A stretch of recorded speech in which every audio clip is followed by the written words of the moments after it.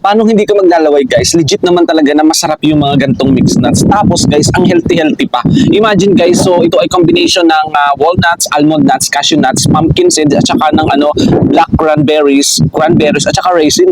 Grabe ha, napakasustansya. Ang healthy ng ganitong pagkain.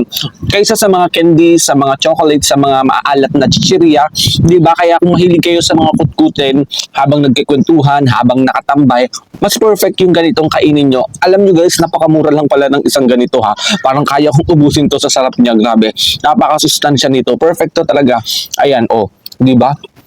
Kaya kung alin pa yung masustansya, yung ayaw kainin ng iba, di ba? Yan, di ba napakasarap ang sustansya nito? Grabe, ang sarap ng raisin. Tapos ito, napaka-healthy, grabe. Sino nga ayaw sa healthy na pagkain, di ba? Wala. Napakamura pa. Kaya ako sa inyo, check out nyo na.